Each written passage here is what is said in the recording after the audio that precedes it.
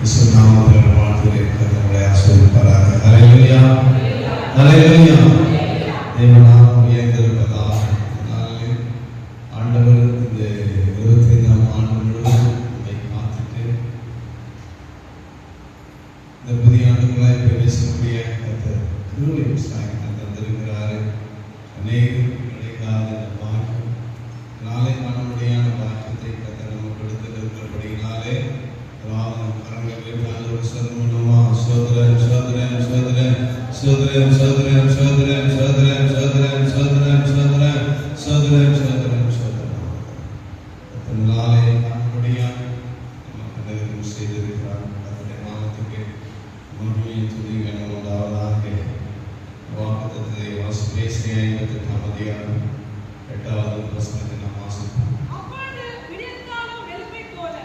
விடியற்காலம் எழுப்பி போல உன் வெளிச்சம் எழும்பி உன் சுகவாழ்வு சீக்கிரத்தில் குறித்து உன் நீதி உனக்கு முன்னாலே செல்லும். கர்த்தருடைய மகிமை உன்னை பின்னாலே காக்கும். கண்களை மூடியாக பார்க்கணும். பசுத்தம் இருந்து நடக்கிறார். காலை வேளையிலே நாங்கள் நோக்கி பார்க்கிறோம். வேங்கை பழகும் என்பதை சுயமில் சாம்பலாய் மாறுவதால் தேவ ஆவியான விடயங்களை மனத்தில் வீழ்வதையாக சொல்லுங்கள். வல்லமை மகிமை பசும் பசுத்தாக நிறைய பார்க்கிறோம். ஆண்டவரே, வாய்கள் வார்த்தை போல வார்த்தையானவரை கேட்கிறது மாத்திரமல்ல, நீங்கள் வாழ்க்கையிலும் அதை அபியாசப்படுத்திக் கொள்ள விஷயம். ஒவ்வொருவரும் தங்கள் அவருடைய கேட்டு அந்த தன் இதயங்களை வைத்து அந்த ஆசீர்வாதங்களை, அந்த வாக்குத்தத்தங்கள், அந்த உண்மையை ஆண்டவர் பெற்றுக்கொள்ள உதவி செய்கிறேன். அவரது தேவ கிருபை தங்களுடைய செவிகள் சேர்ந்து பண்ணி தேவனுடைய வார்த்தை கவனிக்க, இருதயத்தை பதித்து வைக்க கர்த்தர் உதவி செய்ய. அடியேனை உங்களை மறைத்து பேசு இயேசு கிறிஸ்துவின் மாறாத நல்ல நாமத்தில் பிதாவே, ஆமென். ஹல்லேலூயா. சத்தமாக சொல்லமா, வேற மொத்தமா சொல்லமா. ஆமென். மீண்டும் அந்த வசனத்தை வாசிப்போமா. விடியற்கால எழுப்பை போல ஒரு வெளிச்சம் எழுப்பி உன் சுகவாழ்வு சீக்கிரத்தில் துளிர்த்து உன் நீதி உனக்கு முன்னாலே செல்லும். கர்த்தருடைய மகிமை உன்னை பின்னாலே காக்கும் என்று ஆண்டவர் இந்த ஆண்டிலே நமக்காக வாக்கு கொடுத்திருக்கிறார். அநேக வாக்குத்தத்தம் வேதத்தில் இருக்கிறது எல்லாமே வாக்குத்தத்தமானது, எல்லாம் நமக்குரியதுதான். நிறைய பேர் கூட இந்த வாக்குத்தத்தத்தெல்லாம் கிண்டல் பண்ணி பேசுறாங்க. இல்ல, நிறைய சபைகள் கிண்டல் பண்ண, நிறைய ப்ராசஸ் கிண்டல் பண்றாங்க. சபை போதும் மோஸ்ட்லி கிண்டல் பண்ண மாட்டாங்க. சுவிசேஷம் ஊழிய செய்யணுங்கிறவங்க நமக்கு சபை கிடையாது, வாக்குத்தத்தம் கிடையாது, அவங்க பிரயாசம் பண்ணாங்க. இது என்ன சொல்றாங்க, கிளி ஜோசியர் மாதிரி வாக்குத்தத்தத்தை நம்ம கேட்கிற மாதிரி சொல்றாங்க. அப்படி சொல்லலாம். உண்மைதான். நேற்று எல்லாமே வாக்குத்தத்தங்கள் தான், எல்லாம் ஆசீர்வாதம் தான். இப்ப நமக்கு திருமணம் ஆகுது. திருமணமாகி ஒரு ஆண்டு காலம் இல்லை 5 ஆண்டு காலம் ஆகுது. திருமணத்தின் காலத்துல நம்ம எல்லாம் போட்டிருக்கோம் இல்லையா? ஆனா திருமண நாளுக்கு ஒரு மோதனுடைய கலர் வாங்கினதுக்கு எப்படி யோசிப்பாங்க. அது நம்ம 100 சவரம் போட்டுருந்தோம். 4 சவரத்துல அந்த வாங்கி கொடுக்குறது மோதம் நமக்கு எவ்வளோ இன்பமும் எவ்வளோ மகிழ்ச்சியா இருக்கணுமோ அதுபோலதான். இவ்வளவுதான் அந்த வேதத்தில் வாக்குத்தத்தங்கள் இருந்தாலும் இன்றைக்கு கொடுக்கப்படுகிற வாக்குத்தத்தங்கள் நம்முடைய வாழ்க்கையில மகிழ்ச்சியை கொடுக்கிறதா இருக்கிறது. ஹல்லேலூயா. இன்றைக்கு மாத்திரமல்ல, இந்த ஆண்டு மாத்திரமல்ல, உலகத்தின் முடிவு வரையிலும் அந்த வாக்குத்தத்தம் நமக்கு நிறைவாக இருந்தாலும் புதிதாக கிடைக்கும் போது அதனுடைய ஆசீர்வாதம், அந்த சந்தோஷம் மிகுந்ததாக இருக்கிறது.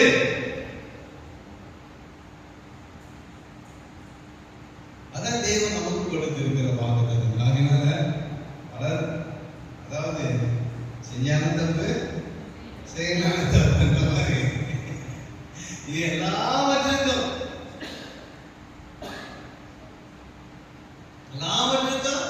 சொல்லிதான் இருப்பான்.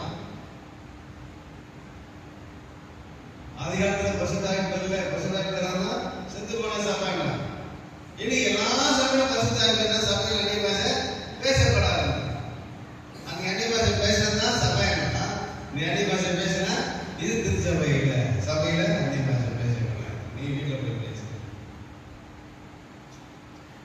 எப்படி வேணாலும் அது பேசலாம். ஆனா கர்த்தர் நமக்கு நியமித்திருக்கிற ஓட்டத்துல சரியா இருக்கணும். ஹல்லேலூயா. நமக்கு நியமித்திருக்கிற ஓட்டம் கர்த்தர் நம்ம எவ்வழியில் நடத்துகிறாரோ அவ்வழியே நாம் பின்பற்றுகிறாய் சரியான பாதையில் நடக்கிறாய். இன்னைக்கு சொல்லப்பட்ட வசனங்கள் ஆண்டவர் சொல்கிறார், சீக்கிரத்தில் சுகவாழ்வு.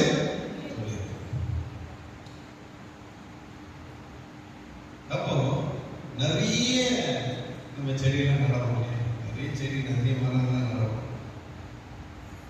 சில செடிகளும் பார்த்தோன்னா மரமா வாழ்றதுக்கு எவ்வளவு நல்லா பல வருஷங்களா.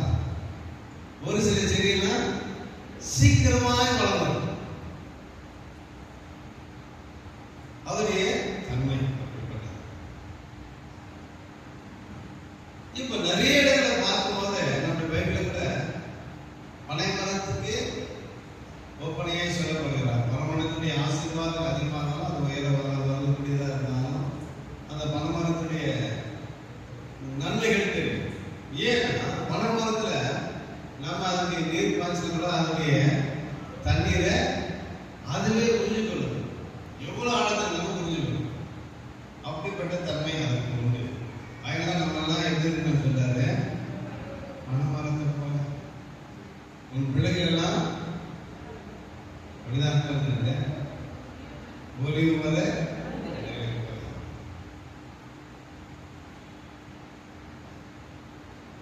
பனைமரத்தை போல ஆசீர்வாதம் நமக்கு இருக்கும். இந்த வேத வசனம் நமக்கு கொடுக்கப்பட்டிருக்கிற ஒரு புதையல்கள். இத இப்படியே வச்சிருந்தா நம்ம வளராது.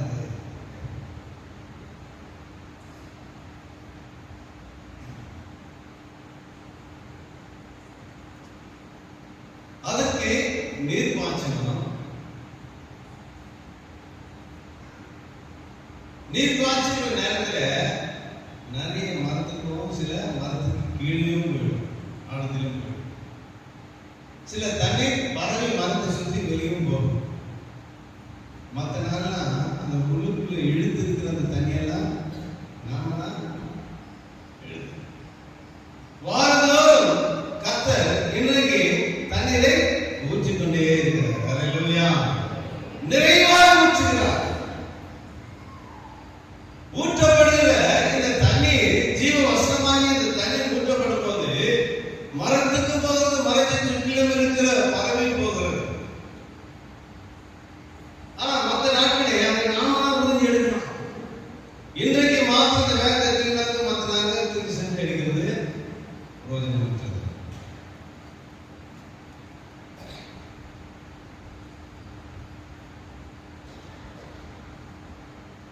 வசனங்களை நாம கேட்கிறோம், படிக்கிறோம், நல்லது. ஆனா நம்ம என்ன செய்யறத தியானிக்கிறது கிடையாது. வீட்டில் படிக்கிறதே இல்லை, பிள்ளைங்க தியானம் இல்லை, படிக்கிறதுக்கே நேரம் இல்லை. அவசர அவசரமா அம்மா 10 முறை திட்டானா பைபிளே தொடுதில்லை, பைபிள் படிக்கிறோம், நமக்கு நேரம். இதுவாகவே பார்த்தீங்கன்னா இந்த இண்டிபெண்டன்ஸ் நிறைய சபைகளுக்கு இருக்கு. எல்லாம் சர்ச்சுக்கு வரும்போது பைபிள் கூட ஒரு டெய்லி 3 பேர் இருந்தாங்க. நம்ம அங்க எழுதுறது கிடையாது. எல்லாரும் நோட் பண்ணிட்டு இந்த வசனத்தெல்லாம் படிப்பாங்க. என்ன ஒரு சபையில போய் பேசி ஒரு 6 மாசம் கழிச்சு அந்த சபைக்கு ஒரு சபை ஒரு வசனங்களை அவங்க அந்த டைரி நோட் பண்ணி வச்சு நான் வந்தாங்க, ஐயா அந்த வசனம் பண்ணேன்னு சொன்னாங்க. அந்த வசனத்தை சொன்னாங்க. சொன்னது மாத்திரம் இல்லை, இந்த வசனத்தை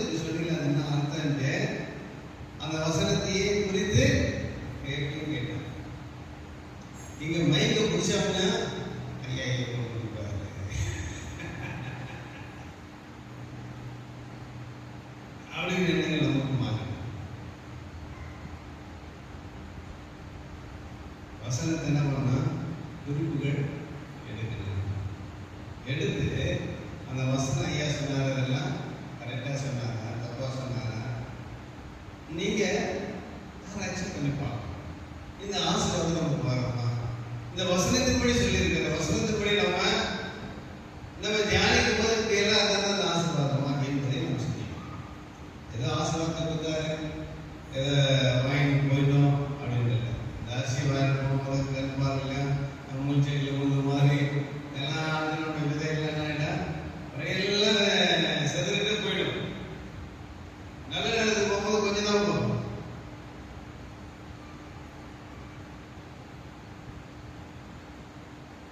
அடுத்த முறை என்ன பண்ணுவோம்? எல்லாரும் ஓகே. சந்தைகள் எல்லாம் சந்தைகள் இருந்தாலும் சில அதை குறிக்கணும், அதை கேட்கணும்.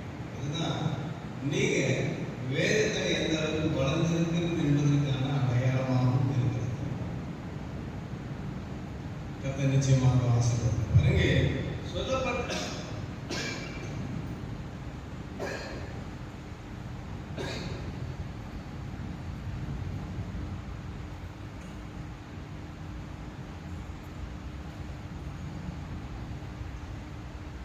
விடிகாலத்து நிலப்பை போல சுக வாழ்வு சீக்கிரத்தில்.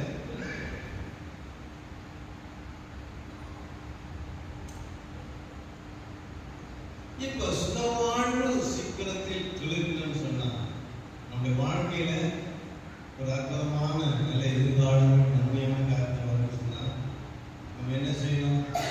நம்ம சொன்னது போல என்ன செய்யணும்? ஒரு செடியை வைப்பது பெரிதில்லை, ஒரு விதையை நடுவது பெரிதில்லை. அந்த விதைத்த இடத்துல ஒவ்வொரு நாளும் நீர் பாய்ச்ச வேண்டும்.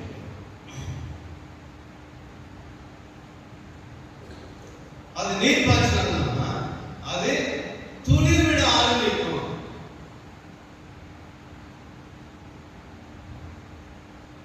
துளிர் விட்ட போது ஐயோ அது துளிர் நல்லா வளர்ந்துச்சே நான் விட்டுட்டோமா, அது என்ன இடம் அதுக்கு என்ன பண்ணணும்? மறுபடியும் அதுக்கு நீர் பாய்ச்சி கொண்டே இருக்கணும்.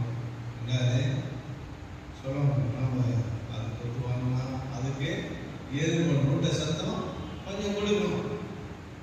அந்த ஊட்ட சத்தம் என்னது? கிழிச்சு வச்சு சொன்ன ரேகா வாக்குறதுனா ஊட்ட சத்தம். எல்லா வசனங்களும் பாய்ந்தானா அந்த ஊட்ட சத்தம் அப்படி அப்பதான் அந்த நம்ம என்ன பண்ணலாம்? பூஸ்ட் பண்ணணும்.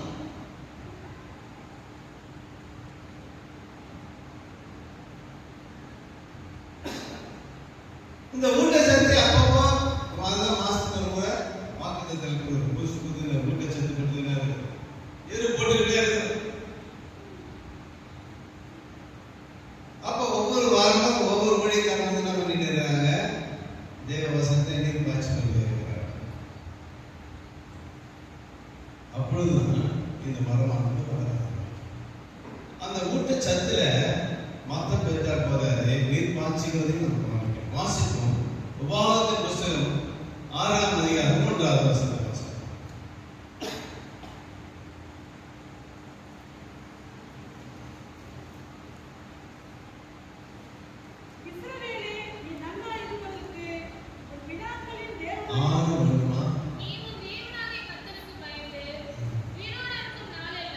நீ உன் தேவனாகிய கர்த்தருக்கு பயந்து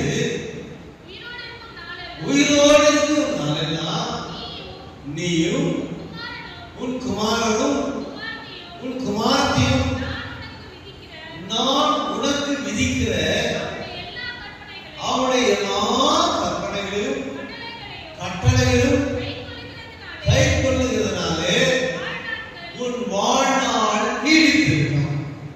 பாருங்க, கர்த்தர் இந்த ஆண்டு நமக்கு கொடுத்திருக்கிறார். உன் சுக வாழ்வு, சுகமான ஒரு வாழ்க்கை உனக்கு தேவைன்னு சொன்னா அந்த சுகமான வாழ்வு நீடித்திருக்கணும். அந்த சுகமான வாழ்வு நீடித்திருப்பதற்கு நீ என்ன செய்யணும்? கர்த்தருடைய கற்பனைகளும் அவருடைய கட்டளைகளும் என்ன பண்ணுமா? கை கொள்ளணும்.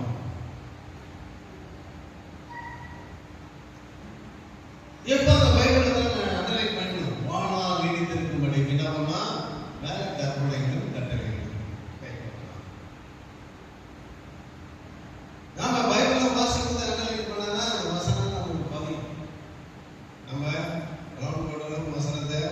சில பேர் வசந்தெல்லாம் இருக்கக்கூடாது, இருக்கணும், நல்லா இருக்கணும். பெருகி பெருகி இப்ப பஸ் ஸ்டாண்ட் அடிப்படையிலும் பஸ் ஸ்டாண்ட்ல புக்கு நோட்டெல்லாம் கொடுக்குறாங்கல்ல, அதே புக்கு அதே நோட்டு அடுத்த வருஷம் வச்சுக்கிறோமா? ஆனா 10 வருஷம் பயப்பட மாட்டா மாத்ததே கிடையாது.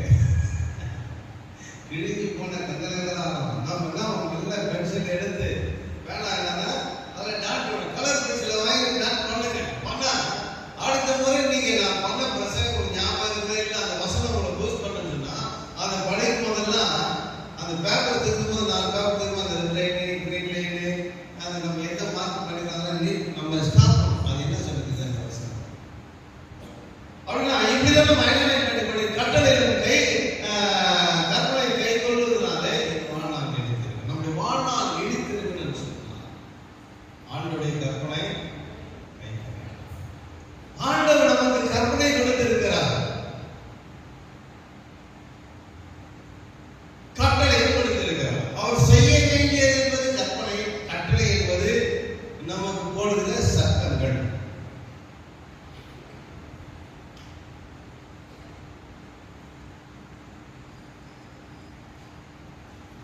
அப்போ இந்த 2 காரியத்தை நாம் கைக்கொள்ளலாம். கைப்படுத்தினால் என்ன இருக்கு சொல்றாரு? குமாரத்திலோட உனக்கு விதிக்கிற அவருடைய எல்லா கற்பனை கட்டளையும் கைக்கொள்ள. இது நம்மோடு கூட முடியல, நம்முடைய சந்ததிக்கு அதை கற்றுக் கொடுக்கணும். நம்முடைய சந்ததியுடைய வாழ்நாள் நீடித்து இருக்கும். அப்போ அப்படிப்பட்ட வாழ்நாளெல்லாம் நீடித்து இருக்கணும்னு சொன்னா நம்ம செய்ய வேண்டிய காரியம் ஆண்டவருக்கு தானே நம்ம கொடுத்து என்ன சொன்னாங்க? சுகவாழ்வு அப்படின்னு ஆண்டவர் சொல்லிட்டாரு. அந்த சுகவாழ்வு வாழ்க்கை நீடித்திருக்கிறன்னு சொன்னா ஆண்டவருடைய கற்பனை கட்டளை கைக்கொள்ள. அப்பதான் வாழ்நாள் நீடித்திருக்கு. சுகவாழ்வு மாத்திரம் இல்ல, அந்த வாழ்நாள் நீடித்திருக்கிற அனுபவத்தை பார்க்கணும். இன்னைக்கு நம்ம சென்னை பட்டணத்தில் வாழணும். சென்னை பட்டணத்துல கிட்டத்தட்ட நிறைய பேர் 60-70 வயசுக்கு மேல இருக்கிறது இல்லை. அதிகமான ஒரு சிலர் மாத்திரம் 80 வயசு 90 வயசு இருக்கிறாங்க. ஆனா கிராம சைடுல போய் பாருங்க, எல்லாருக்குமே 80 வயசு 90 வயசு 95 வயசு. இப்ப கூட ஒரு பாட்டி போன வாரத்தில் செஞ்சாங்க, போய் பார்த்தா அவங்க 99 வயசா, 100 வயசு ஆகுது, 100 வயசு. அவங்க என்ன பண்ணாங்க, செத்துக்காங்க. அது ஒரு 90 வயசு ஆயிடுச்சுன்னு நினைக்கல, 100 வயசு கிட்ட போயிட்டாங்க. எவ்வளவு போயிருக்காங்க? 100வது வயசு பிறந்தோட கொண்டாடி அவங்க ஊருக்காரங்க வந்து செத்தாயிட்டாங்க. அப்போ அங்க இருக்கிறவங்களுக்கு நமக்கு உள்ள வித்தியாசம் என்ன? சூழ்நிலைகள் வேறையா, நிலை மாற்றங்கள் வேறையா, அவருடைய செயல்பாடுக்கு நம்முடைய செயல்பாடுக்கு என்ன வித்தியாசங்கள்? நம்ம எல்லாம் ஃபாஸ்ட் ஃபுட் சாப்பிட்டு ஆயிடுச்சு. நம்முடைய குடலெல்லாம் வேஸ்ட் ஃபுட்டாக இருக்கு. அங்கெல்லாம் நல்ல ஊட்ட சத்து என்னது? நல்ல கேழ்வரகு, கம்பு, இதெல்லாம் நம்ம பசங்களுக்கு பார்த்தாலே கஷ்டம். அந்த கேழ்வரகுல இருக்கிற விட்டமின்ஸ் அவ்வளோ.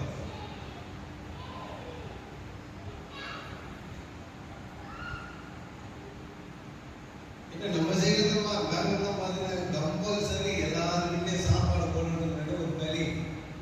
அதாவது கேழ்வரகு முன்னே வச்சு இவ்வளோ பஸ் வச்சுருவாங்க. அது பார்க்கும்போதே நம்ம வயிறு ஒன்று சாப்பிட்டா இருக்கிறதா சாப்பாடு டிஃபனும் எல்லாமே கொடுப்போம். அது ஊட்டச்சத்து கொடுக்கப்படுகிறது. அல்லேலூயா. அப்போ அங்க வாழ்கிற வாழ்க்கையும் வித்தியாசம். இன்னொரு வித்தியாசத்தை பார்க்கிறாங்க. எவ்வளோ வயதானாலும் அந்த தாய் தாப்பனை கனம் பண்ணுகிறவர்கள். சொல்ல வித்தியாசம். 99 வயசு ஆயிட்டு என்னமா 100 வயசு ஆயிட்டு பார்க்காத போயிட்டாங்களே, அவ்வளோ. இங்க 60 வயசு ஆயிட்டு 2 ஆயிட்டு உட்காந்துங்க. இது எப்பதான் சென்னையில அப்படிதான் இருக்கிறாங்க. நம்ம பட்டணத்தை வாழ்க்கணும்.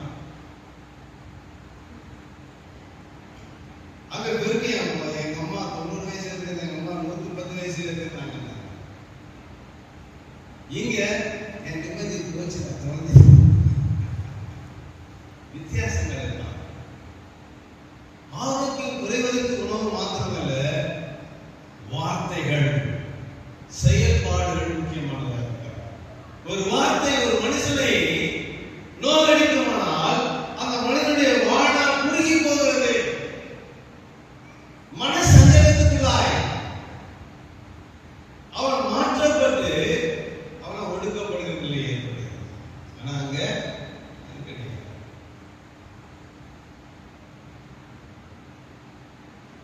எவ்வளவு வயசானவங்க கண்ணு உடைஞ்சது உங்க தண்ணிகள் அவங்க அப்பா அம்மா பேர பிள்ளைங்க போயிட்டோம். நம்ம தண்ணி தண்ணி நீ வந்து எனக்கு ரொம்ப பிடிச்சி பாட்டியை தண்ணி கொண்டு ஓடிட்டு இங்க ஏன்னா கிராமத்துக்கு நிறைய கிராமத்தில் உணவு செஞ்சிருக்கு. இதெல்லாம் நாங்கள் எதை கேட்டு நேரடியாக அதை நாங்கள் கண்டபடி நாங்கள் சொல்கிறோம். பிரியமானவர்களே, ஆண்டவருடைய வசனம் சொல்கிறது வாழ்நாட்கள் நீடித்து இருக்கிறார் சொன்னார். ஆண்டவருக்கு சொன்னார் சுக வாழ்வு என்று சொன்னார். அந்த சுக வாழ்வு நீடிக்கணும்னு சொன்னா நீ செய்ய வேண்டிய காரியம் ஆண்டவருடைய கற்பனைகளே கை கொண்டு ஆண்டவருக்கு விட்டு கட்டளையே கை கொண்டு. இது செய்யாதே செய்யாத, அதை பண்ணாதான் பண்ணாத. கற்பனை ஆண்டவர் நம்ம கொடுத்திருக்கிற கீழ்ப்படிதல். இந்த வழியில தான் நம்ம போனோம்னா அந்த வழியில தான் போயிடும்.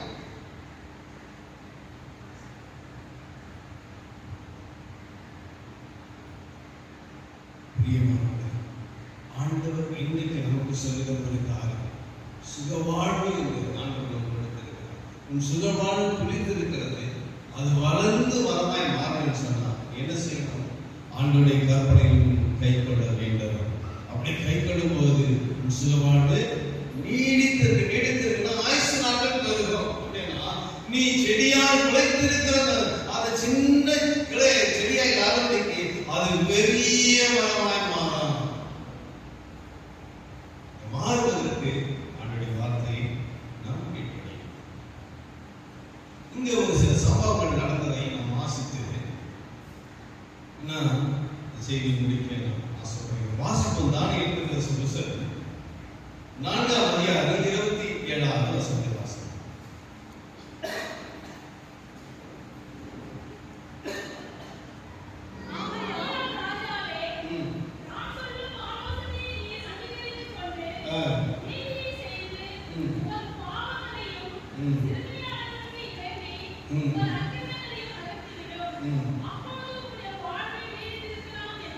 இங்கே தானியேல் என்கிற ஒரு தேவன் சொன்னார்.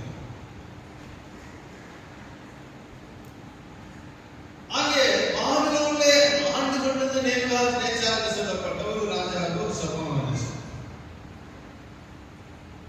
அந்த சொப்பனத்துக்கான விளக்கத்தை தானியேல் சொல்லுகிறார். சொல்லிட்டு சொல்றாரு, என்ன சொல்றாரு? நான் சொல்ல ஆலோசனை நேரே அங்கீகரித்து கொண்டு நீதி என்ன செய்து சொன்னார. நீதி உனக்கு முன்னாலே செய்யலாம். அந்த நீதி முன்னாலே செய்யலாம் வாழ்நாளை நீடித்தது. நீதியை செய்து ஒரு பாப்பை எல்லாம் என்ன பண்ண சிறுமியாளருக்கு இறங்கி உங்கள் அக்கறை எல்லாம்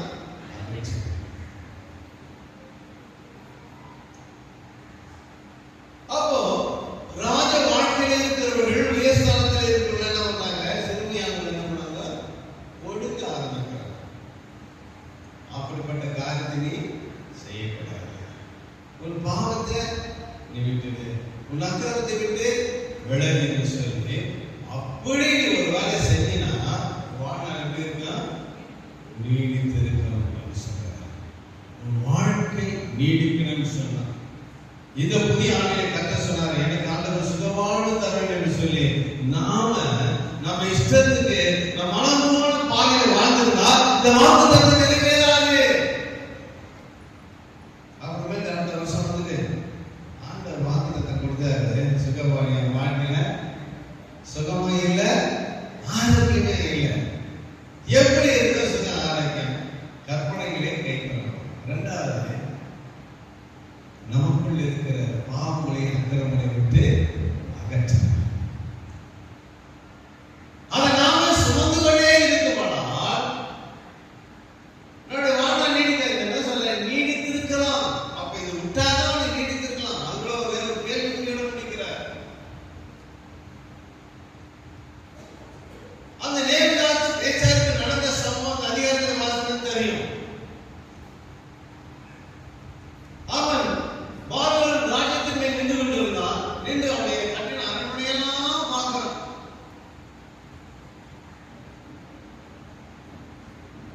முதல் தொங்கு தோட்டத்தை உண்டாக்கினவன் அவன் தான். நாள் வரைக்கும் அதுக்கு வரைபடமா இருக்குது. அது எப்படி இன்னி வரைக்கும் யாரும் கண்டுபிடிக்க முடியல. எப்படி இந்த தொங்கு தோட்டத்தை அந்த தொங்கு தோட்டத்தை உண்டாக்கினது பாபிலோன் ராஜாவாகி நேபுகாத்நேச்சார் சார். அந்த பாபிலோனை பார்க்கிறான். இதோ எனக்காய் நான் கட்டின மகா பாபிலோன் அல்லவா. அதை பார்த்து சொல்றாரு. என்ன சொல்றாரு? எனக்காய் நான் கட்டின மகா பாபிலோன் அல்லவா. அவன் அக்கிரமத்திலுள்ள பாவத்தில் இது நினைச்சான். அப்படி ஆண்டவர் உனக்கு கிடைத்தது. தள்ளி அவன் எப்படியே மாறினான்? மிருகத்தின் போல மாறினான். மிருகங்களோடு சஞ்சரித்தான். மனுஷனை இருந்து எப்படி மாறிட்டான்? மிருகம் மாறிட்டான்.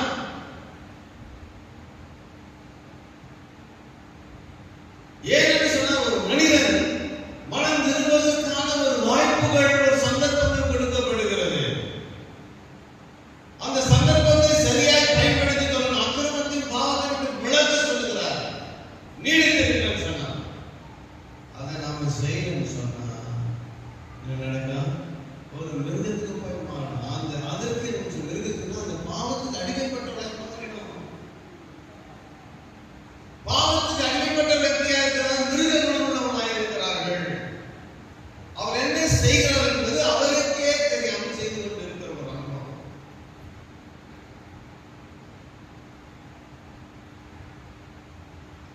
ஆண்டவர் கொடுக்கிற வாய்ப்பை நாம் விட்டு விடக்கூடாது. இந்த புதிய ஆண்டுகளை கர்த்தர் நமக்கு சொல்கிறார். நமக்குள்ளான தேவனுக்கு பிரியமில்லாத காரியங்கள் இருக்கணும்னா அதை இப்பொழுதே நம்ம விட்டு சொன்னா நம்முடைய வாழ்வு நீடித்திருக்கும் என்று கர்த்தர் சொல்கிறார். ஹல்லேலூயா. சத்தமா சொல்லுமா? கர்த்தருடைய வாழ்வு நீடித்திருக்கும் சொன்னா நம்முடைய அர்த்தம் வந்து பாவத்தை சொல்லு. எல்லாரும் சொல்றாரு. வாசங்க சங்கீதங்களின் புத்தகம் 30ஆம் அதிகாரம் 5ஆம் வசனத்தை வாசிங்க.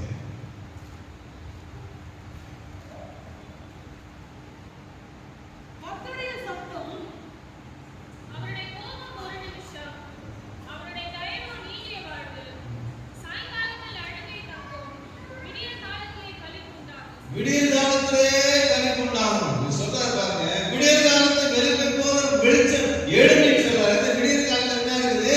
மகிழ்ச்சி, களிப்பு. காலையில் எழுந்த உடனே நீ சந்தோஷமா எழுந்துக்கணும்.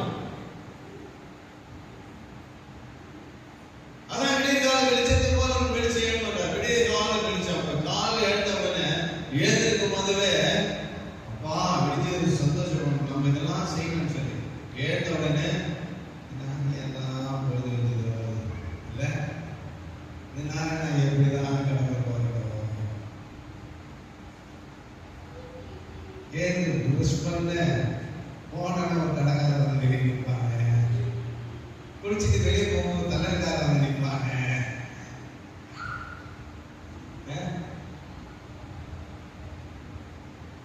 நமக்கு சம்பளம் வந்தாங்க பேங்க்ல லோனு பாருங்க எடுத்துவாங்க இல்ல.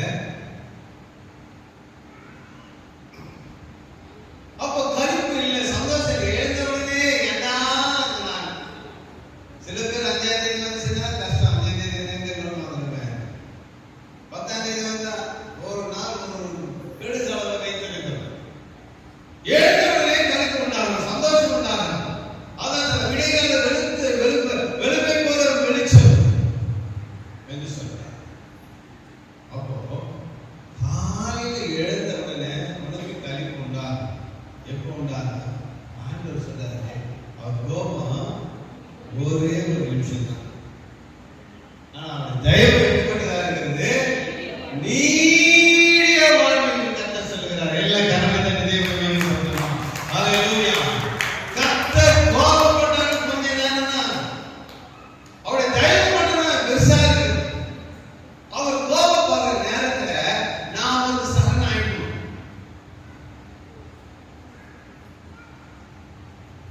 கோபப்படுவதற்கு முன்பதாக ஒரு எச்சரிக்கை கொடுக்கிறாரு. அவன் சரணாகல.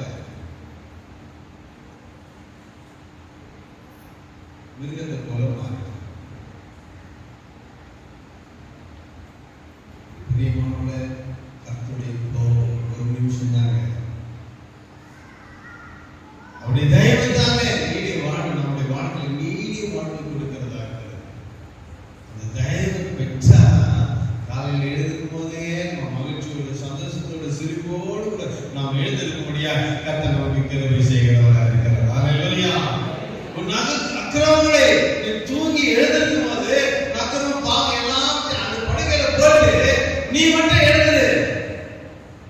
ஏசு மறித்து உயிர்த்தெழுந்தாரோ நாம் ஞானஸ்நானம் எடுக்கும் பாவத்துக்கு மறித்து நீதிக்கு பிழைத்தல் என்று சொல்கிறேன். அந்த விழிப்பு நமக்குள்ளாய் வரணும். அப்படிப்பட்ட விழிப்பு வரும்போது நம்முடைய வாழ்க்கை கழிப்பாய் மாறும்.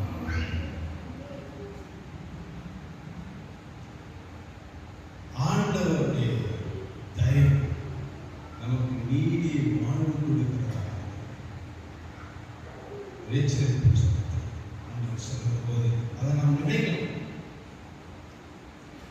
அதெல்லாம் பிரசங்கில சொல்றாரு. வாசிப்போம் 7ஆம் அதிகாரம் 14வது வசனத்தை வாசிங்க.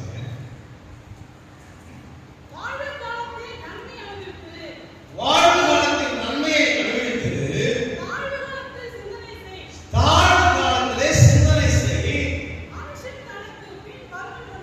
மனுஷன் தனக்கு பின் வருவதொன்றையும் கண்டுபிடியாதபடிக்கு தேவன் இக்கருணையும் கொண்டு கொண்டு எதிரியாக வைத்திருக்கிறார். அப்போ வாழ்வு காலத்தில் நம்ம என்ன செய்யணும்னா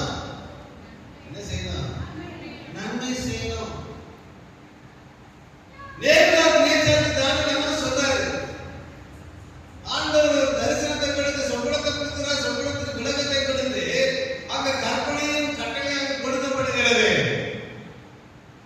நீ நன்மை செய்யா பாவத்தை அகற்றிவிட்டு விலகு, உன் வாழ்நாள் கிடைத்திருக்க சொல்ல. ஆனா அதை செய்யல. அதுதாங்க சொல்ல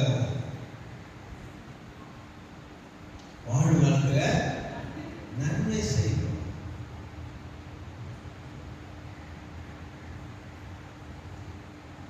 நாம கஷ்டப்படுற நேரத்துல ஓடி உழைச்சு எல்லாம் இருக்கிறோம்.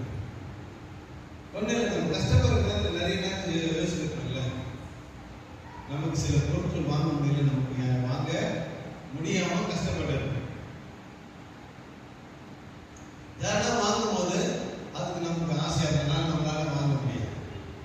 இல்லைன்னு சொன்னா யாராவது ஒரு பொருளையோ ஒரு தேவையோ நம்ம பக்கத்துல இருக்கிறவங்களுக்கு நம்ம கொடுக்கலாம். நம்ம இருக்கணும். கஷ்டமா இருக்கு, நமக்கு கொடுக்கலையே, நமக்கு கிடைச்சா எவ்வளவு நல்லா இருக்கும் யோசிப்போம்ல. ஆனா அப்படியே திரும்பி போடுங்க. அங்க நீ கொடுக்கிற இடத்துல நினைச்சீங்க, அப்ப அவங்க என்ன நினைப்பாங்க அதை நம்ம நினைக்கணும். அதான் சொல்ல தாழ்வு காலத்துல சிந்தனை செய்யணும். நீ கஷ்டப்படும் போது யாராவது எனக்கு உதவி செய்வாரா என்று ஏங்கினா, இன்னைக்கு நீ வாழ்ந்திருக்கிற யாராவது உதவி செய்வாரா என்று ஏங்கிக் கொண்டிருக்கிற மக்களுக்கு நீ உதவி செய்ய. அதுதான் முக்கியம். கர்த்தர் நம்மை அழைக்கும் நோக்கம் எதற்காக?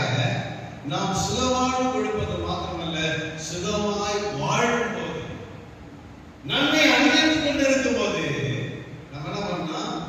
நன்மை செய்யணும். இதுதான் ஆண்டவருடைய கற்பனையுமாய் இருக்கிறது, ஆண்டவருடைய கட்டளையாய் இருக்கிறது, ஆண்டவருடைய எதிர்பார்ப்பாய் இருக்கிறது. வேதனை அனைவரும் சுட்டி காட்டுகிறது. ஆண்டவரை குறித்து வேதம் தான் சொல்லுது. ஆண்டவர் உலகத்தில் வந்தார், அச்சார் மச்சார் போனான்னு சொல்ல, அவர் நன்மை செய்கிறவராகவே சொல்லுகிறார். அல்லேலூயா சொல்லலாமா? சத்தமா சொல்லலாமா? அவர் நன்மை செய்கிறவராகவே சொல்லுகிறார். அப்ப அவரை பின்பற்றுகிறதா வேதத்தில் அவர் நமக்கு அடிச்சுவடுகளை வைத்து போயிருக்கிறார் சொல்லப்படுகிறது. அவருடைய அடிச்சுவடுகள் என்ன? அவர் நன்மை செய்கிறவராக சொல்லுகிறார். அவர் பின்பற்றுகிறது, நாமும் நன்மை செய்கிறவராக வாழ்வு காலத்தில் நன்மை செய்ய வாழ்ந்த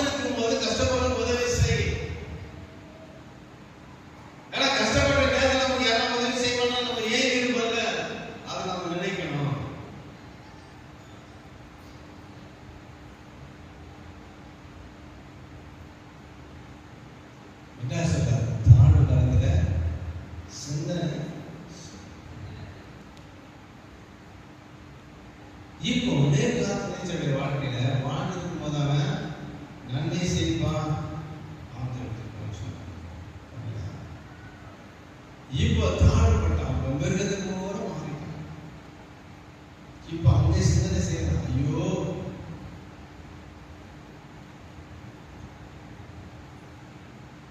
அவன் புத்தி அவனுக்கு திரும்ப வந்து அறிந்து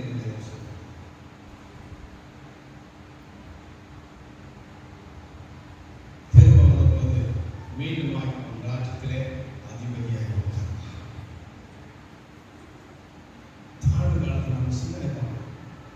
சிந்திக்காத அநேக சிலவற்றை எடுத்து கொண்டிருப்பார். இன்னொரு சம்பவத்தை நான் சுட்டிக்காட்ட விரும்புகிறேன். வாசிப்போம். ஆதியாகமத்தின் புஸ்தகம் 40ஆம் அதிகாரம் 16ஆம்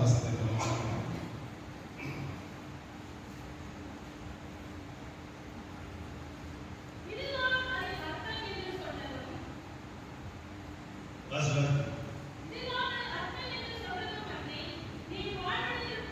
நீ வாழ்வடைந்திருக்கும் போது என்னை நினைத்து என் மேல் தயவு வைத்து என் காரியத்தை பார்வனுக்கு அறிவித்து இந்த இடத்திலிருந்து விடுதலையாகும் என்று சொல்கிறார். இங்க சொல்லப்பட்டிருக்கிற ஒரு காரியம், 2 மனுஷர்கள் யோசேப்பு சிறைச்சாலையில் இருக்கிறாங்க.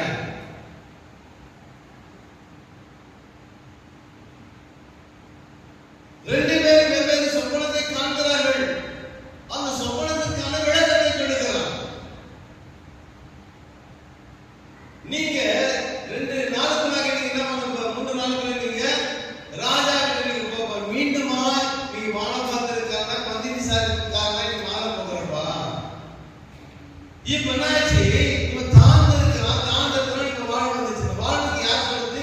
யோசேப்பு விளக்கம் சொல்லி அனுப்புகிறார். அதெல்லாம் சொல்றார், நீ வாழ்வடைந்து இருக்கும்போது என்ன நினைச்சேன். ஒருத்தன் நினைக்காம போனா 3 நாள்ல செத்து. இன்னொருத்தன் அவன் நினைக்கிறான், ஐயோ அவன் கூட சரியில்லை நானு நினைச்சேன், அவன் வாழ்வடைந்து இருக்கிறான். அல்லேலூயா. நாம நிறைய பேர் நமக்கு உதவி செய்வோம், நிறைய பேர் ஹெல்ப் பண்ணுவாங்க. நாம ஒரு நல்ல நிலைக்கு போன உடனே அவசியம் இல்லை, நம்ம விட கொஞ்சம் கீழே போயிடலாம், கொஞ்சம் கஷ்டப்படலாம். ஆனா அவங்க எல்லாம் நம்ம மறந்துடுறோம். நம்ம கஷ்டப்பட்ட நேரத்தில் நமக்கு அவர் உதவி செய்தார்னு நாம் நினைக்கிறது இல்லை. அவரை பார்த்தாங்க திரும்பிக்கிறோம். ஏன் நம்ம நல்லா இருக்கிறது நம்ம ஏதாவது கேட்க போறாங்களே இல்ல? இப்படிதான் நம்ம வாழ்க்கை.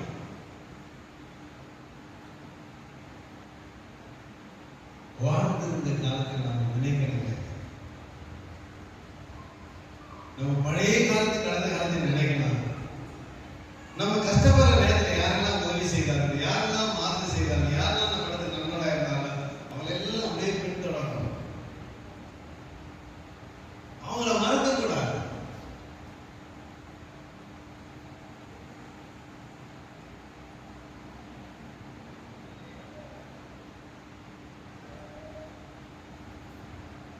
இன்றைக்கும் அவங்க வேலையில நம்ம வேலையில இருந்தாலும் பிரின்சிபல் அதுக்கு நம்ம போய் இன்னைக்கு நம்ம பாஸ் ஆகிட்டோம். ஸ்கூல்ல படிச்ச குழந்தைங்க, கூட சுத்த குழந்தைங்க, குழந்தைங்க எல்லாமே இருக்கணும். இன்னைக்கும் அவங்க பேர் ஒரு சில பேர் நான் சந்திக்கிறேன், ஒரு சில பேரை சந்திக்கல. ஆனால் அவங்க பேரெல்லாம் சொல்லி இன்னைக்கு ஜெபிக்கிறேன். அவங்க எங்க இருக்கிறாங்க, எப்படி இருக்கிறாங்க, வீடு இருக்கிறாங்க, ஒரு சில எல்லாம் தெரியாது. அதனால அவங்க பேரெல்லாம் சொல்லி ஜெபிச்சுட்டு இருக்கு. இன்னும் சில நண்பர்கள் இன்னும் பழக்கத்தில் அவங்க இந்து மக்களா இருக்காங்க. சில பேர் பயங்கரமான விக்கிர ஆராதனை கூட இருக்கிறாங்க. ஆனாலும் மறக்கிறாங்க. அவன் மறக்கிறது. கிறிஸ்துமஸ் கூட நிறைய நண்பர்கள் எனக்கு ஃபோன் பண்ணி பார்த்து சொன்னாங்க, மாசம் மூலியமா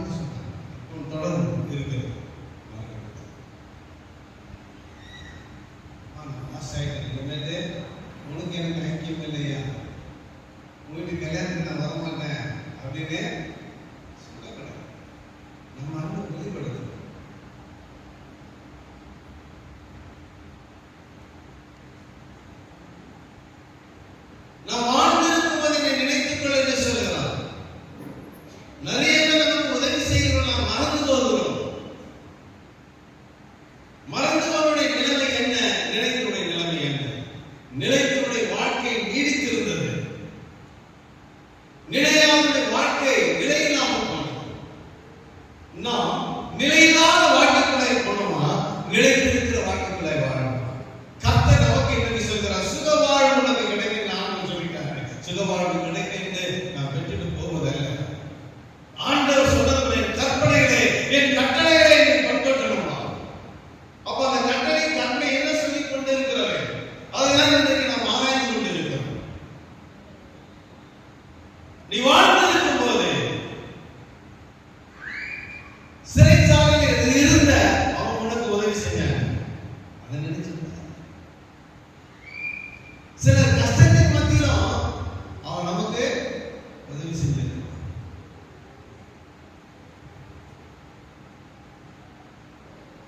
சிலர் நினைச்சு பார்த்தாங்க. உண்மையா பார்த்தா எங்களுக்கு இதுவரைக்கும் சாப்பாடுக்கு எதுக்கு போறீங்க? சாப்பாடு சாப்பிடக்குள்ளா இருந்தே தவிர, ஆனா அந்த நாள் நான் ரசிக்கப்படாத நாளே சரி, எங்க தகவலுடைய பழக்க வழக்கங்கள் எங்களுக்கு அப்படின்னு இருந்துச்சு. எத்தனை எங்களுக்கு அந்த நாள் ஒரு முன்னாடி சாப்பாடு போட்டு குழம்பு வச்சு தண்ணி வச்சு முடிக்கணும். ஒவ்வொருத்தரும் ஒரு மாடல் இருக்கு. நாங்க 6 பேர் 7 பேர் தான் எந்தெந்த கொண்டா சாப்பிட யார் சாப்பிடுறது கண்டுபிடிச்சிருவோம். வித்தியாசமா இருக்கு. எங்க அம்மா சமையல் செய்யும். சில நேரத்தில் சில நண்பர்கள் சில பக்கத்துல எங்களோட பதிலாக சாப்பிடுறாங்க. அப்படியே முன்னாடி சாப்பிட நான் சொன்னேன், சாப்பிட்டேன் சாப்பிடுங்க சாப்பிடுறேன். ஏன் சொல்றேன்னா, நம்ம இன்றைக்கோ ஒரு நாள் விதைக்கிறோம் பாருங்க, அதோட பலனை சாகிறதுக்கு நம்ம பெற்றுக் கொண்டிருக்கிறோம். அல்லேலூயா. நாம் விதைக்கிற விதை ஒரு நாள் வீணாய் போகாது. நாம் செய்கிற நன்மை ஒரு நாள் வீணாய் போகாது. உள்ள காலத்துல பிரசங்கத்தோட இன்னைக்கு தான் நான் சொல்றேன். அதோட சொல்ல, ஏன்னா ஒரு செய்தியை நம்ம சொல்லக்கூடாது. நான் சொல்லல, இந்த கை செய்யறேன், இந்த கை சொல்லக்கூடாது. அதான் இப்போ நிறைய செஞ்சு நான் சொல்றது பழைய கதையை நான் சொல்றேன்.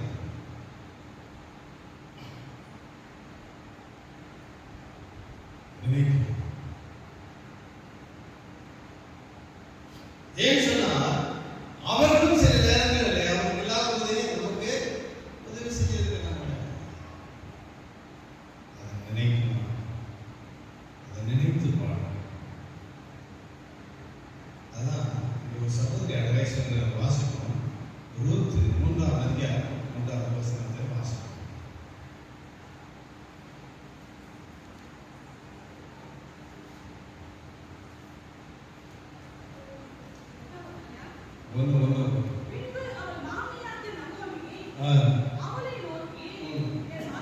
என் மகளே, நீ சுகமாய் வாழ்ந்திருக்கும்படி நான் உனக்கு சௌக்கியத்தை தேடாதிருக்கணும். பாருங்க, அவன் மகனும் அல்ல, மகளும் அல்ல, மருமகள். தன் மகன் மதித்து விட்டான். ஆனால் அவனுடைய வார்த்தை எவ்வளவு அருமையான வார்த்தை பாருங்க. என்ன நம்பி நீ வந்துட்ட, உனக்கு என்ன பண்ண, நானு உனக்கு சௌக்கியத்தை தேடாதிருக்கனா, உன் வாழ்க்கையை அர்ப்பணித்து என்ன பின்னாடி வந்துட்ட. வயசான காலத்துல என் மாமியாரை விடக்கூடாது, என் மாமியாருக்கு உதவி செய்யலாம்னு நீ வந்துட்ட. ஆனா உனக்கு நானே சௌக்கியத்தை தேடாது.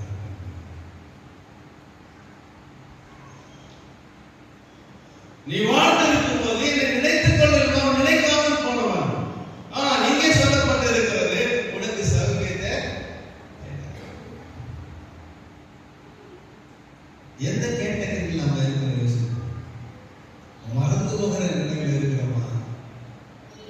நம்முடைய நண்பர்களா இருந்தாலும், நம்ம உறவுகளாக இருந்தாலும், நம்ம அப்பாற்பட்டவர்களாக இருந்தாலும், நமக்கு உதவி செய்கிறவர்களை உதவி செய்யாத இருக்கிற நம்ம என்ன நினைக்கலாம்?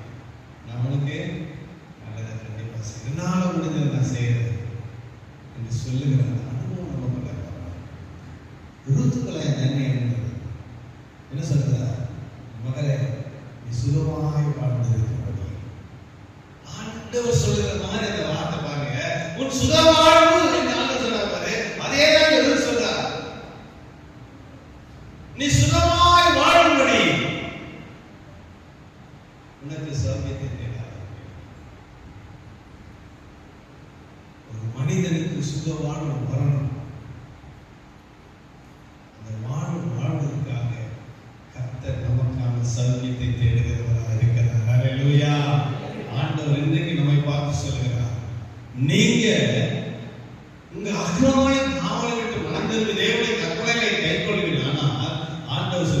நீ சுகமாய் வாழ்வதற்கு உனக்கு நான் சௌக்கியத்தை தேடாதிருப்பேனோ.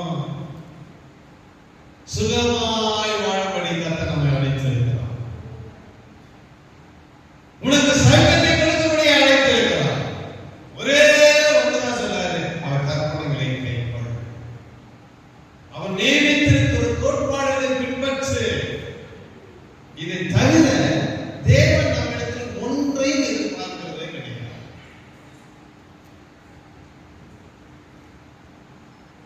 இது செய்வதற்காகவே கர்த்தர் நம்மை அழைத்திருக்கிறார். அப்போ ஆண்டவருடைய வசனம் சொல்ற காரியம் என்ன சொல்றார்? சுகமாய் வாழ்வதற்கு,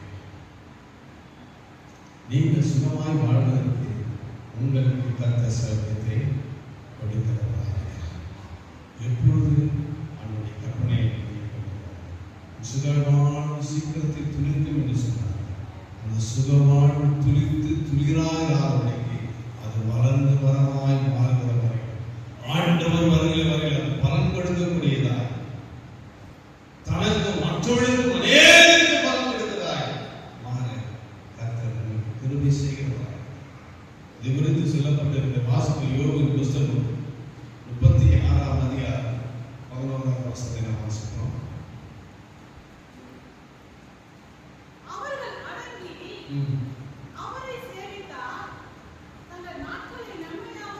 தங்கள் நாட்களை நன்மையாகவும் தங்கள் வருஷங்களை செல்வ வாழ்வாகவும் போக்குவார்கள்.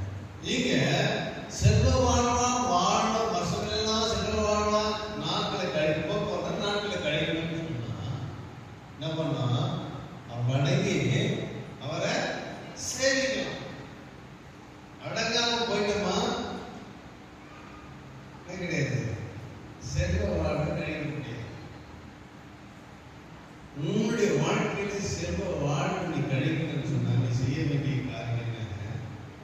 கர்த்தரை சேவிக்கணும், கர்த்தருடைய கட்டளையை பின்பற்றணும். இரண்டாவது கர்த்தரை சேவிக்கணும். சில பேர் ஆலயத்துக்கு வராத வீட்டை உட்காந்துங்க, அவனை கற்பனைகள் கேட்கணும்பா, நான் கரெக்டா இருக்கேன், நான் பர்ஃபெக்டா இருக்கிறேன் அப்படின்னு சொன்னா அங்க என்ன நடக்குது? ஆண்டவரை சேவிக்கணும். ஆண்டவரை சேவிப்பதற்காக தான் தேவாலயம் கட்டப்பட்டிருக்கிற ஒரு ஆராதிக்கக்கூடிய, ஒரு தொழுது கொள்ளக்கூடிய, ஒரு சேவிக்கக்கூடிய கட்டப்பட்டு இருக்கிறது தேவாலயம். இந்த தேவாலயத்துக்குள்ள நம்ம வந்து அவரை சேவிக்கணும், அவரை ஆராதிக்கணும், அவரை துதிக்கணும், அவரை பாடணும்.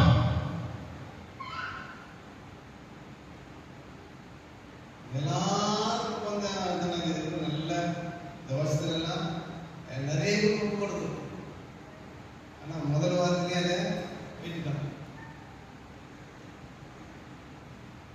ஆராதனை நேரத்திலே ஆட்கள் இல்லாத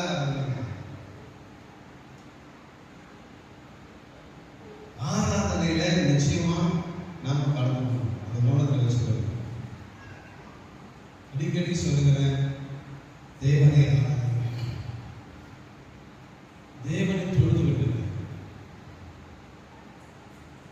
தேவ சபை என்பது ஏதோ வந்து போகிற ஸ்தலம், கர்த்தரை ஆராதிக்கிற இடம், கர்த்தரை தொழுது கொள்ளுகிற இடம். நாம் முதலாக அவரை ஆராதித்து தொழுது கொண்டு ஆண்டுடைய வசனத்தை அவர் நடங்கி கர்த்தரை சேவித்தார். தங்கள் நாட்களை நன்மையாகவும் தங்கள் வருஷங்களை செல்வ வாழாகவும் போக்குவார்களே. நம் வாழ்நாள் முழுவதும் செல்வ வாழ்க்கையா வாழணும்னு சொன்னா ஆண்டவரை சேவிக்கணும். யோசுவா சொன்னது போல நானும் என் வீட்டார் வீட்டார் கர்த்தரையே சேவிக்கணும்.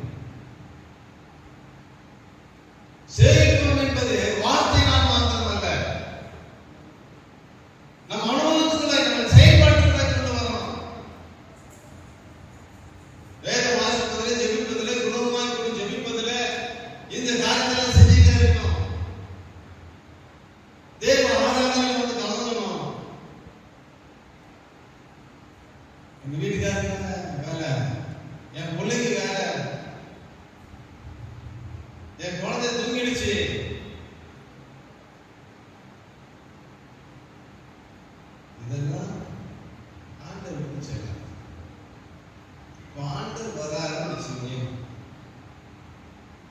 இங்க வந்து நம்ம வந்து கை பிடிச்சி தூக்கி போக மாட்டோம். ஆண்டவர் வராரு வராரு எத்தனை பேர் இருக்கு? ஆண்டவர் வராரு இல்லையாமா? வராரு ஒரு வேலையில சொல்லுங்க, வர மாட்டாங்க ஒரு வேலையில சொல்லுங்க.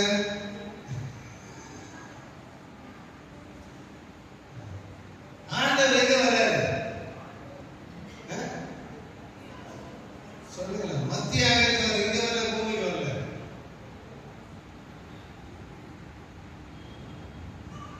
ஃபர்ஸ்ட் டைம் சொல்லப்படுற முதலாவது வருகை உயிர் எழுதல் என்று சொல்லப்பட்டிருக்கிறது. அந்த முதல் வருகைங்க பூமியில இருந்தமா மாமா கிரேசியம்மா மாமான்னு கேட்டப்பட்டேன். ஆண்டவர் சத்தத்தை கேட்டு நாம தான் பறக்கணும். ஆமென்.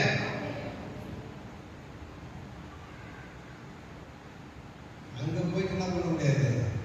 என் முட்டி வலிக்குது, என் இடுப்பு வலிக்குது, எங்க மாமியார் உடம்பு சரியில்லை, எனக்கு ஸ்பெஷல் டியூட்டி வச்சுட்டாங்க, இதெல்லாம் அப்ப இங்கே குட்டி வலிகள் உட்காந்துங்க. இங்கே சம்பாதிச்சு பணத்தை வச்சு இங்கே சுகமா வாழு. இந்த வாழ்வு நீடித்த வாழ்வு அல்ல. ஏன்னா சங்கீதம்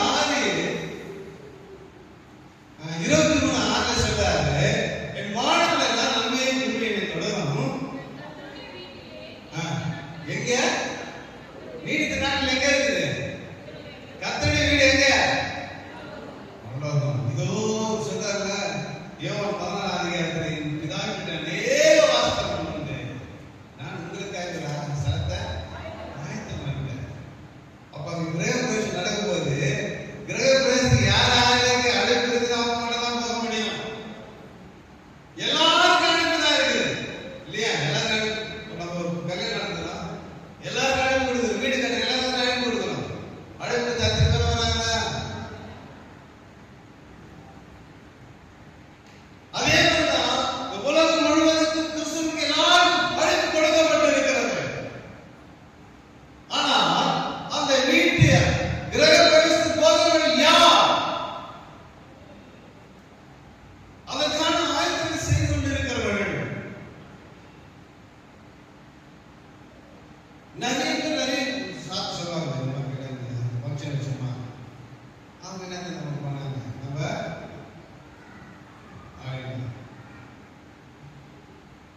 ஒரு சிலர் பொய் இருக்கு, துட்டு இல்லை. இதே மாதிரிதான் சாக்கு சொல்லிட்டே இருந்தேன்னு சொன்னா தேவனை காண முடியாது. தேவன் நமக்கு உண்டாக்கி வைத்திருக்கிற அந்த தேசத்துல பிரவேசிக்க முடியாது. கர்த்தர் உங்கள் மேல் கரிசனை உள்ளவராக இருக்கிறார். அல்லேலூயா. பிரியமானவர்களே, இன்றைக்கு பாரத்தோடு சுமையோடு உங்கள் மேல் அன்பு வைத்து சொல்கிறேன். இங்கே காண்கிற முகத்தை நம்ம உலகத்தில் பார்க்கணும். அல்லேலூயா. அங்க போயிட்டு நீங்க என்ன தேடக்கூடாது, நாங்க ஒண்ணு தேடக்கூடாது. நம்ம எல்லாருமே அங்க இருக்கணும். கல்யாண வீட்டுல போனா தேட இருக்கணும். அந்த அக்கா வந்துச்சா, உங்க மாமி வந்துச்சா, உங்க சித்தி வந்துச்சா, அவங்க வரல, உடம்பு சரியில்லை, அவனோட கேட்கல. அதே போல நான் உள்ள தேடுறேன், நீங்க எங்களுக்கு 2 பேரும் பார்த்தா ரொம்ப சந்தோஷம். அல்லேலூயா. அந்த வார்த்தை அந்த சுமையோடு தான் உங்களை பார்த்து சொல்கிறேன். இங்கே காண்கிற முகத்தை நான் தேவராஜ்யத்திலே காண வேண்டும். இங்க பார்க்கிற முகத்தை தேவ ஆளுகளை பார்க்கணும். இன்றைக்கு நீங்கள் உட்கார்ந்து கொண்டிருக்கிற நீங்களெல்லாம் இங்கே சிங்காசன அவருடைய நியாயத்தீர்ப்பாய் மாறணும். ஆசாரியர்கள், லேவியர்கள், ராஜாக்களாய் நீங்கள் மாற்றப்படணும். இதுதான் என் பாக்கியமாக இருக்கிறது. அந்த பாரத்தோடு அந்த இயக்கத்தோடு அந்த கண்ணீரோடு உங்களை பார்த்து சொல்கிறேன். தேவனை தேடினான், தேவனை சேவிக்கிற வாழ்க்கை சுலபமான வாழ்க்கை. அந்த சுலபமான வாழ்க்கையை அனுமதிக்க முடியுங்க. சொல்ல சுலபமாய் செல்வ வாழ்வாய் குறைவான வாழ்க்கை, ஆசீர்வதிக்கப்பட்ட வாழ்க்கை இங்கே ஆண்டவரை சேவிக்கிற இடத்துல இருக்கிறது. கர்த்தரை தெய்வமாய் கொண்ட மனுஷனுடைய வீட்டிலே கிருபை இருக்கிறார். வாசிப்பு எசேக்கியா 28ஆம் அதிகாரம் 26ஆம் வசனம் வாசிப்போம்.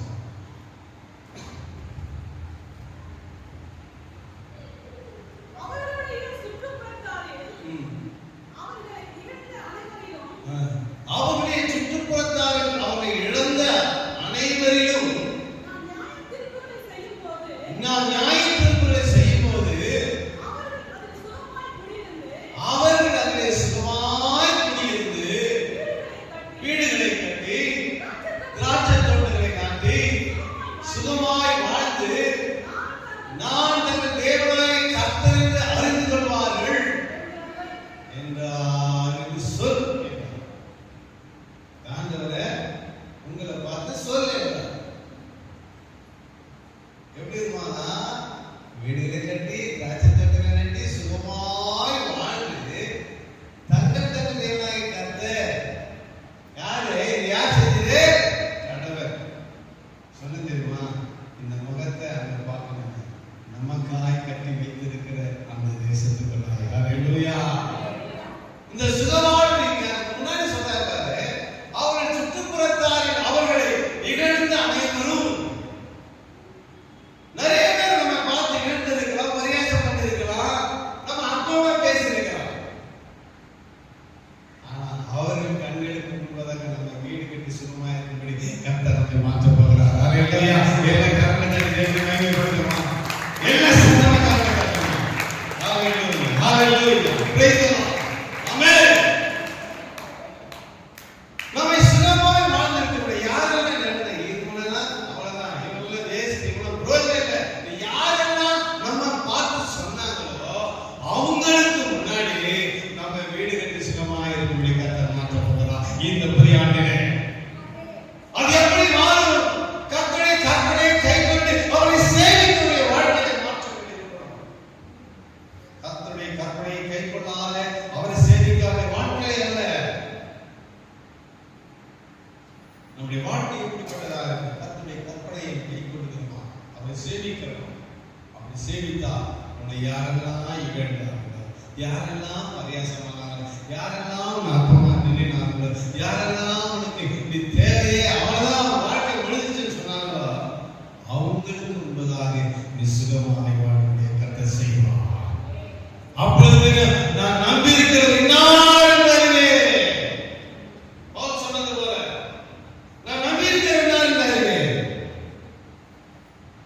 ஏன் சொன்னா அவரின் அழைத்ததன் நோக்கம் என்னை சிறுமைப்படுத்த, என்னை ஒடுக்க, என்னை அடிமைப்படுத்த அல்ல, நான் சுகமாய் வாழ்வதற்காக. ஹல்லேலூயா. சத்தமா எல்லாரும் மொத்தமா சொல்லுங்க. கொஞ்சம் சிரிச்ச முகத்தை மட்டும் சொல்லுங்க. சிரிக்கவும் இல்லை, அலையிலையும் இல்லை. சுகமாய் வாழ்த்து தந்தபடியே சொல்றேன். நீங்க ஐடி போங்கன்னு சொல்லுங்க. பூஸ்டே குடிக்கலடா.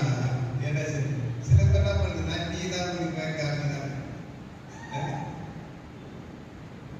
ஹல்லேலூயா. ஹல்லேலூயா. ஹல்லேலூயா.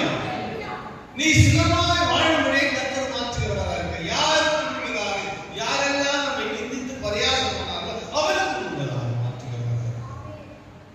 வாசிப்பாளர்களாக நெகேமியா புத்தகம் 9ஆம் அதிகாரம் 25ஆம் வசனத்தை வாசிப்போம்.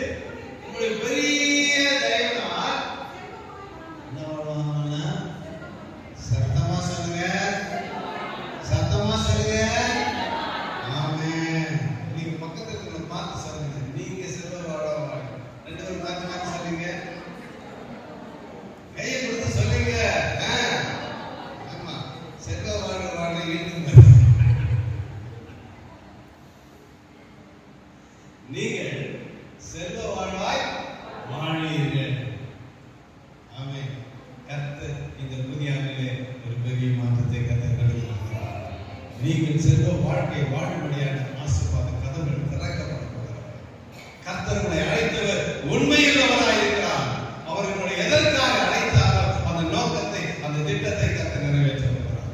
இந்த வாக்குத்தத்தமானது மற்றொரு பலவிதமாய் சொல்லலாம். ஆனால் இன்றைக்கு உங்களுடைய வாழ்க்கையில ஒரு பெரிய திருப்பத்தை, ஒரு பெரிய மாற்றத்தை இன்றைக்கு கொண்டு வர போகிறது. எல்லா கரங்களை தேவனை மகிமைப்படுத்துமா. ஹல்லேலூயா, ஹல்லேலூயா. எல்லா கண்களையும் மூடி ஆண்டவரை நோக்கி நாம் பார்க்கணுமா. கர்த்தருடைய ஆவியானவர் எல்லா கண்களையும் மூடி ஹல்லேலூயா, ஹல்லேலூயா பஷந்தர மாத்துரிமியா. இந்த காலை வேளையில கர்த்தருடைய பிரசன்னம், கர்த்தருடைய வல்லமை, கர்த்தருடைய மகிமை நம்மை மூடிக்கொள்ளட்டும். எல்லா கண்களையும் மூடுமா.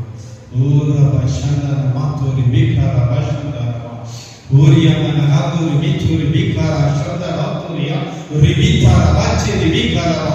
எல்லா கண்களையும் மூடி ஆண்டவரை நோக்கி கேளுங்க. ஹல்லேலூயா. ஆண்டவரே, நாம் சுகமாய் வாழும்படியாய் செய்கிறவரே, எங்களை சுகமாய் வாழும்படியாய் செய்வேன் என்று வாக்கு கொடுத்தவரே, என் வாழ்க்கையில் ஒரு மாற்றத்தை கொண்டு வாங்க என்று சொல்லுவோமா. எல்லா கண்களையும் மூடி ஹல்லேலூயா. ஓரமா தனமா சந்தனமா துரமா துரியா ஓரியானா கனாத்யந்தரி விஷமா துரியா. ஆவியானவரே, உமக்கு நன்றி நன்றி நன்றி நன்றி நன்றி. நன்றி உள்ளத்தோடு துதிக்கிறோமையா, நன்றி உள்ளத்தோடு துதிக்கிறோமையா. உங்களுடைய கிருபைக்காக, உங்களுடைய இடத்துக்காக, உங்களுடைய அன்புக்காக நன்றி ஆண்டவரே. உங்களுடைய பரிசுத்த ஆவியானவரே, ஹல்லேலூயா, ஹல்லேலூயா, ஹல்லேலூயா. அப்பா, உமக்கு நன்றி நன்றி நன்றி தகப்பனே, நன்றி ராஜா. ஹல்லேலூயா, ஹல்லேலூயா, ஹல்லேலூயா. உமக்கு நன்றி ஆண்டவரே. துதிக்கிறோம் துதிக்கிறோம் துதிக்கிறோம் துதிக்கிறோம் ஆண்டவரே. உங்களுடைய கிருபையுள்ள கரம், இரக்கமுள்ள கரம், நீ மட்டுமாய் என்னை காத்ததற்காக, என்னை மகிமைப்படுத்தினதற்காக உமக்கு நன்றி ஆண்டவரே. கர்த்தர் எனக்கு சொல்கிறார், சுகவாழ்வு நீடித்திருக்கிறது கர்த்தர் சொல்கிறார். சுகவாழ்வு கர்த்தர் ஆசீர்வதிக்கிறவராய் இருக்கிறார். அன்புள்ள பிதாவே, நல்ல வேளைக்காய் நினைவுகளோடு துதிக்கிறோம்.